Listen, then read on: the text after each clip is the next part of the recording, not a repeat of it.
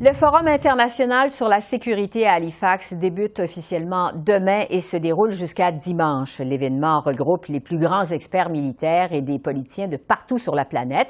Entre autres, le président ukrainien va y participer de façon virtuelle, le secrétaire américain de la Défense également. Alors, pour discuter de ce forum, je retrouve Charles-Philippe David, qui est politologue et fondateur de la chaire Raoul Dandurand de l'UQAM. Bonsoir, professeur David. Bonsoir, Esther. Bon, la ministre de la Défense nationale, Anita Anand, sera bien évidemment aussi sur place à Halifax. Je vous demanderai d'abord à quel point c'est une conférence qui est importante pour le Canada que ce Forum international sur la sécurité. Pour deux raisons. La première, c'est que c'est l'un des quelques forums annuels qui sont extrêmement importants, prestigieux, qui réunissent, comme vous l'avez indiqué, un nombre de décideurs et d'experts qui trempent tous les jours dans les questions stratégiques, géopolitiques et politiques internationales. Donc, en plus, ce forum a lieu au Canada et ce n'est pas la première édition. Ça fait de nombreuses années qu'à Halifax, toujours à Halifax, ce forum s'y déroule. Mais il y en a d'autres en Asie. Munich, par exemple, en Allemagne, est très connu aussi pour son forum annuel sur la sécurité. Donc, c'est une occasion d'échanger formellement et informellement sur les enjeux de l'heure. Oui, bon, justement, parce que, évidemment, la question centrale de ce forum sur la sécurité à Halifax, c'est la guerre en Ukraine. Je le disais d'entrée de jeu, le président ukrainien va d'ailleurs faire un discours virtuel en ouverture de ce forum. On va discuter, entre autres, des stratégies pour faire face à l'hiver en Ukraine. On va aussi parler, bon, d'attaques informatiques. Je vous demanderais, est-ce que certaines tactiques qui vont être discutées durant ce forum pourraient se retrouver, justement, sur le terrain en Ukraine? C'est-à-dire, la première question, à mon avis, la question de l'heure pour tout le monde, ce sera, vous venez de le dire, comment traverser l'hiver ukrainien et européen avec un approvisionnement énergétique qui soit stable, prévisible et constant.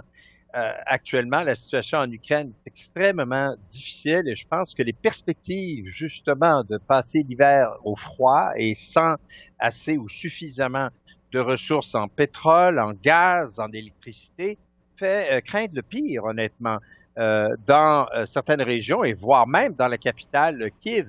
Donc, je pense que ça, ce sera le premier, en tout cas l'un des sujets les plus importants qui sera abordé lors du sommet d'Halifax, sans nul doute. Une autre question qui va être abordée à ce sommet, c'est l'avenir de l'Ukraine quand la guerre va finir par prendre fin. Quel pourrait être le rôle du Canada pour la future reconstruction de l'Ukraine? C'est une très bonne question. J'ai pas une réponse certaine à ça, mais il y aura certainement une contribution financière. Si on peut s'imaginer qu'on sera sollicité pour venir en aide. Certains parlent d'un plan Marshall pour la reconstruction de l'Ukraine. Je rappelle à tout le monde que le plan Marshall en 1948 était un plan visant à relever l'Europe après la Seconde Guerre mondiale. Je pense que l'analogie est tout à fait appropriée de parler d'un tel plan pour l'Ukraine. Et là, il va falloir que tout le monde y participe parce que ça va coûter extrêmement cher. On parle de facilement de centaines de milliards de dollars. Et là, je vous épargne les détails, mais ça va de, mettons, 100 milliards à au-delà de 600, 700 milliards. Et le Canada, donc, devra y participer parce que ça ne pourra pas être un seul pays qui pourra y contribuer financièrement. Au-delà de ça, je pense que l'aide militaire, c'est toujours évidemment un sujet qui est abordé, surtout dans la foulée de, appelons ça une erreur de tir, de défense antiaérienne, si cela s'avère et est confirmé de la part de l'Ukraine, qui a détruit une ferme et coûté la vie à 2 personnes en Pologne. Je suis certain qu'on va discuter de défense antiaérienne, justement, et de la possibilité de fournir à l'Ukraine des systèmes plus sophistiqués, plus précis et plus fiables que les systèmes russes, paradoxalement, que l'Ukraine utilise très souvent ou trop souvent pour se défendre.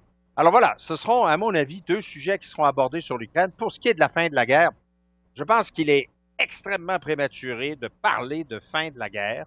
On n'en est qu'encore au balbutiement diplomatique.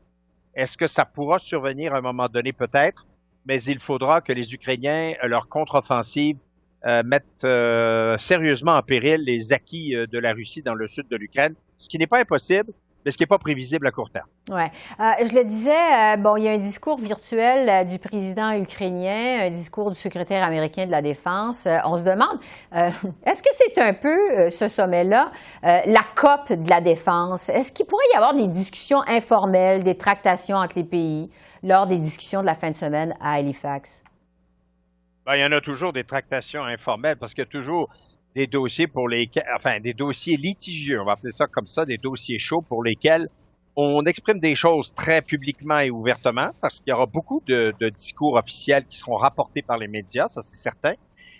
Mais en privé, certainement qu'il y aura des discussions beaucoup moins connues et diffusées par les médias.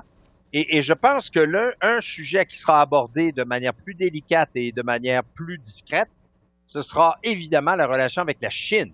Mm-hmm. Je pense que ça, c'est l'autre dossier qui retient l'attention, pas juste parce qu'il y a eu cet échange dont tout le monde parle entre le premier ministre canadien et le président chinois, mais parce que plus largement, la Chine pose de plus en plus un certain nombre de problèmes pour beaucoup de pays, que ce soit en termes économiques, commerciaux ou en termes stratégiques, de cyberguerre, ou de cyberattaques, c'est plus précis là, de dire cyberattaques, d'intervention dans les élections comme apparemment c'est ça que nous avons subi.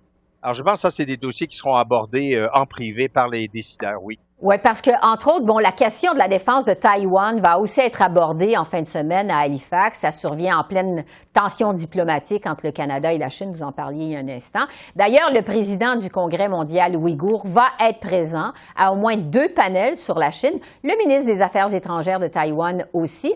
Qu'est-ce que ça envoie comme message à la Chine?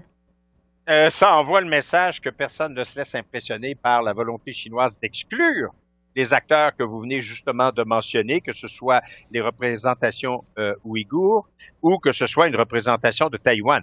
Il n'y a rien qui horripile la Chine et sa diplomatie plus que avoir et recevoir des représentants évidemment de Taïwan ou encore nous-mêmes envoyer des émissaires sur l'île de Taïwan. Alors, c'est certain que ça, c'est une prise de position beaucoup plus ferme de la part d'un bon nombre de pays qui participent à ce forum de sécurité, et particulièrement de son hôte, le Canada.